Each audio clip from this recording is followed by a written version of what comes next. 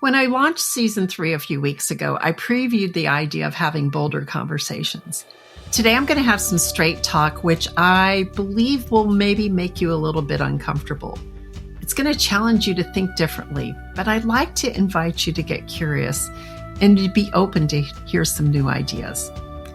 What I like to do is share what I see happening in the world today, and we know our world is full of disruption.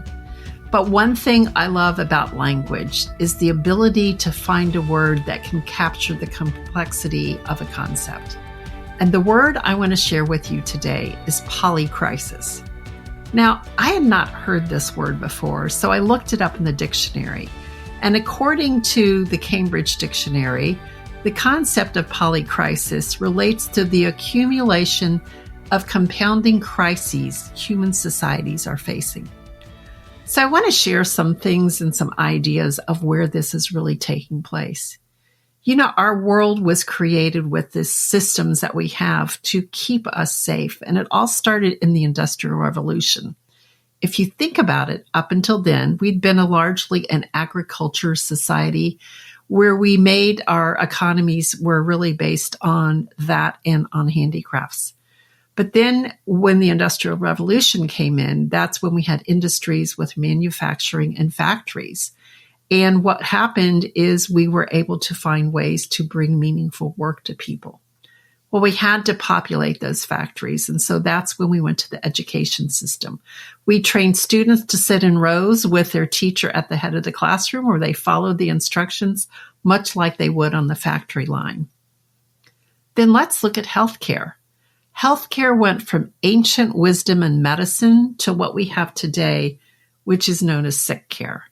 We have all these doctors and medical professionals that got into the industry to practice medicine, but what they find is their hands are tied.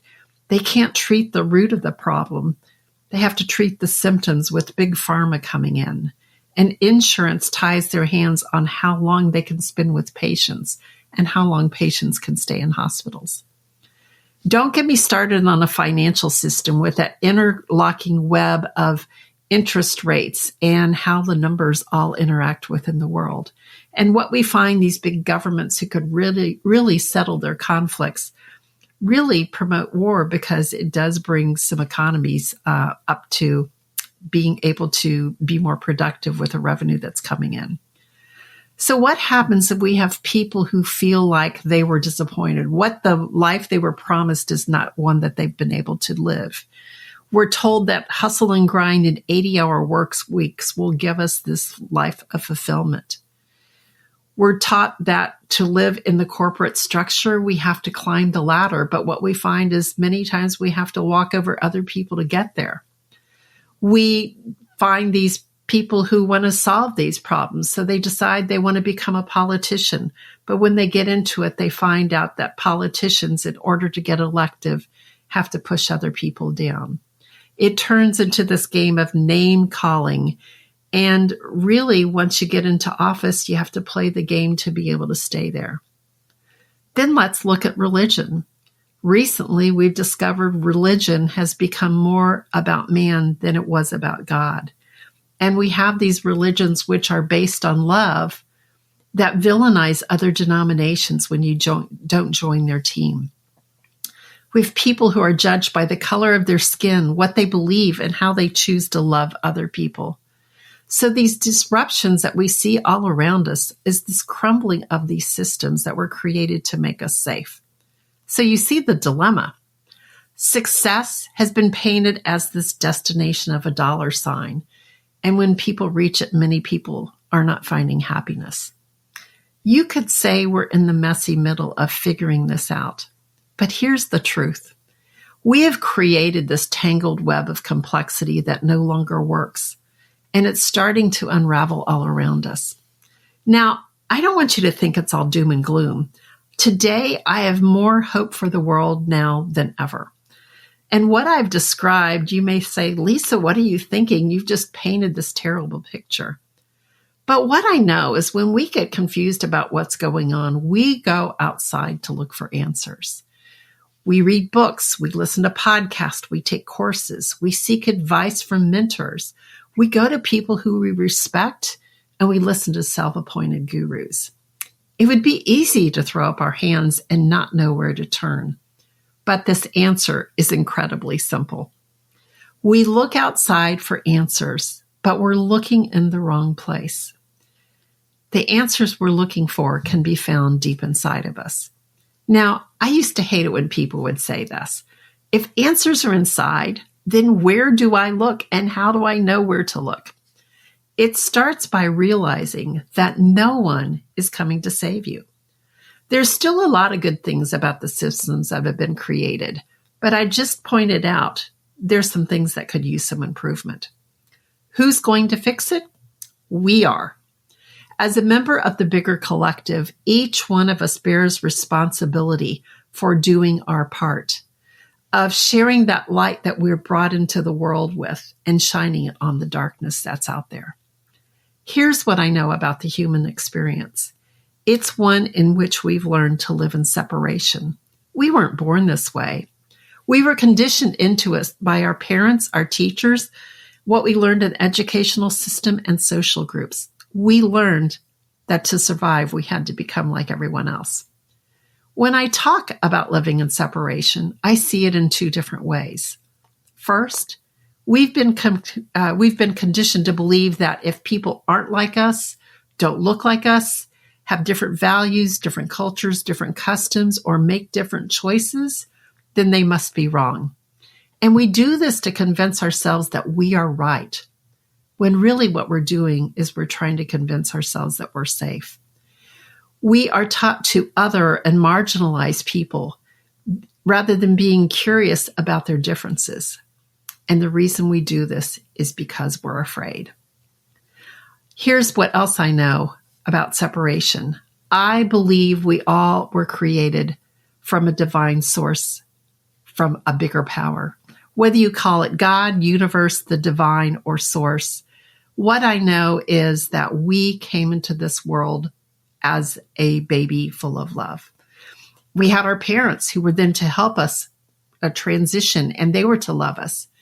And when things got difficult and they were not able to do it, well, it couldn't have been them because they were perfect. So what was wrong? It had to be us. We started doing what we could do to help make ourselves feel safe. And this is where we started to learn that to get their attention, to get their approval, we had people pleasing. We had to perform.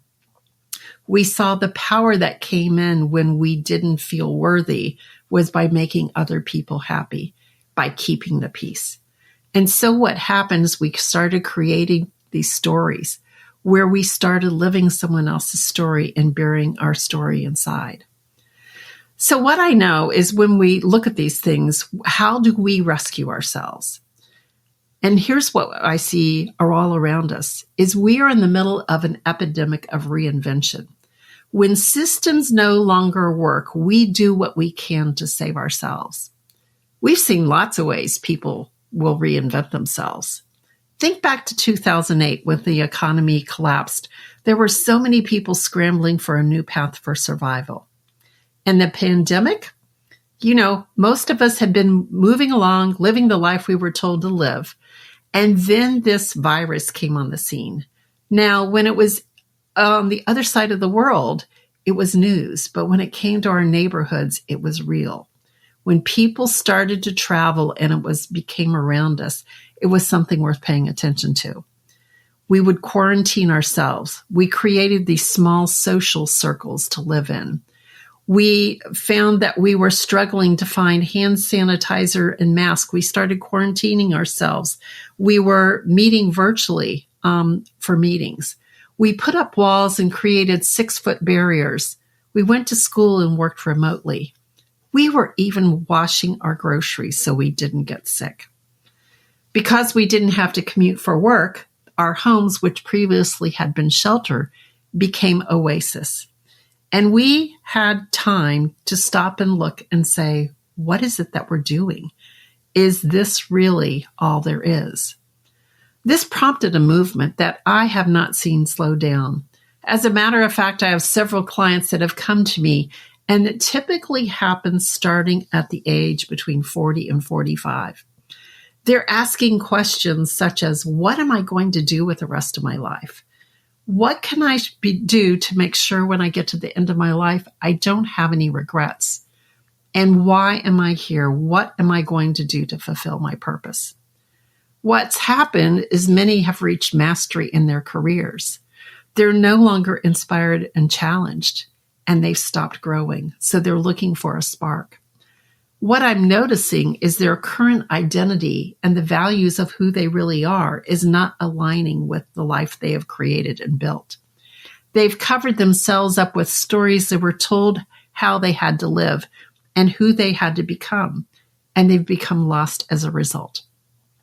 By reinventing themselves, they can feel that they're living more authentically in alignment with their beliefs and desires and how they were designed.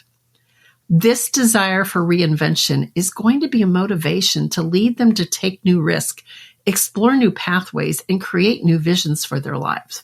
It's going to be exciting.